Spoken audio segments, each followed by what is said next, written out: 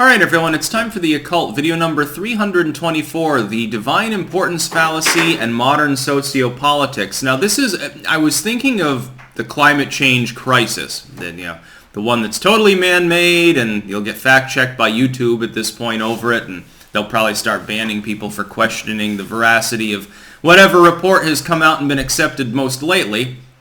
And I was thinking, when you read ancient literature, when you read the opinions of ancient philosophers and stuff, you get basically the same thing. It's almost a throwback to antiquity. There's really no difference between the hurricane happened because I drove a car and the hurricane happened because I didn't sacrifice enough virgins this year. Really, the effect overall is the same. The minuscule effect that man has regionally in this world with regards to everything, I would argue, other than deforestation at this point. And that can cause problems, and we've known this for a while. Thankfully, there is reforestation happening in much of the world right now. Let's hope it continues. I can think of some solutions to the problem of overdevelopment in the third world, but none of them would be politically correct, so I won't even bother. There's no difference between these two ideas. The idea that humans raise livestock and drive cars, and that without adding any additional actual atoms, because we're not creating elements when we do this, without adding anything else to a fundamentally more or less closed system, which is the Earth, we're supposedly doing more than volcanoes and wildfires and things of that nature. That is not the case. To be clear, that is not actually true. To be clear, the solutions that are offered fundamentally follow the same model as ancient religions too. So back then it's the volcano erupted, help us. And the priests come along and say, yes, we will. Give us more money, more land and stuff. We'll appease the gods. We'll do this special rain dance or whatever, and the drought will go away. We'll do the lava dance and the volcano will go away. And so they used a very real issue that they were misconstruing somewhat. It's the gods that are doing it. It's not seismic events. What are you talking about? The volcano was caused by Hephaestion. He's inside and he got angry one day at his girlfriend or a nymph or something like that. And he decided to pound his hammer against the walls and it made lava and now it's squirting out everywhere. The god is angry. So give us a bunch of food and we'll offer it to the god, of course, eating it secretly. Give us some gold. We'll throw a few shekels into the crater and everything will be fine. And that's what happened. It's the same now, isn't it? The religious cult around pseudoscience has developed in the same way. So you'd point out a very real problem, which is like deforestation. But don't go plant a tree. Don't you dare do it yourself. That's not sufficient. Don't plant a tree. Don't reduce your materialism, because, we got to get those stonks in. No, pay us more. More taxes. The climate change NIMBYists are fundamentally occult. They are exactly the same. They're doing the same things. Misconstruing actual problems, or perceived problems, for personal gain, using an understanding, a methodology that at some point will be completely outdated. It's the same thing. It is literally the same. What happens is that they're offering you solutions that can't work anyway. I've already analyzed this. I'll touch upon the science.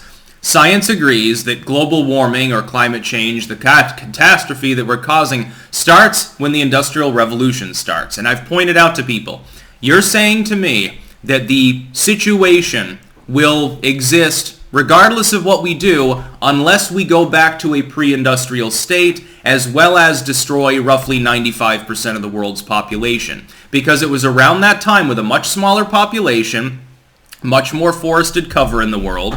You got to realize that back in the mid-1800s, Africa was still largely untouched. The Amazon had barely been explored even on the coasts. Most of the largest forests, the amount of pollution in the ocean was 100 times less. Yeah, you had some wood and flotsam and stuff like that. People weren't using oil and stuff like that. They had barely begun to use coal for most practical purposes. You're telling me that a world with barely over 1 billion people, with 50-60% more forested coverage, with 1/100th the industry in industrial capacity, was warming. That world was already getting warmer, and that's the result of human activity. If you want to go back to a state before that, you have to become completely pre-industrial and or you have to massively lower the world population. You could have an industrial society, but you'd have to have only a few 100 million people. Or you can have a non-industrial society, maybe you can have 2 or 3 billion, but there's going to be a lot more agriculture going on, a lot more acreage, because it's not going to be intensified by fertilization. You have to do one of these two things. Those would be real solutions to the problem that they perceive as existing. NIMBYism won't. Carbon credits, carbon taxes, carpooling, none of these things will work. It would be a band-aid on a gaping wound if you believe in man-made climate change and you believe it's a problem and you believe there's no natural feedback mechanism to stop it. By the way, if you do believe there's a natural feedback mechanism, and I happen to, that would be even more catastrophic. But I see it as mostly part of a natural cycle, so I say there's nothing we can do about it. At some point, we're going to enter another ice age, and trust me, ice age will be 10 times worse than warm period in which there are a few more mosquitoes and hurricanes. And that correlation's not even necessarily ironclad.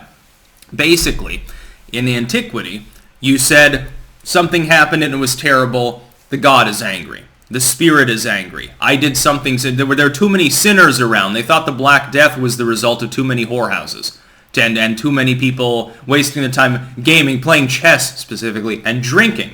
And so they kicked the prostitutes out of town, and the plague's still there. Well, the same kind of pseudoscientific bullshit is being offered to you today, and it is quasi-religious. It's just that they don't use religion as a trapping for it. Except that they have begun to do that, haven't they? Pope comes out, the Catholic Pope. The Grand Poobah of Vatican II comes out to ramble about the same issue. Well, we need to stop this because we need to save God's children.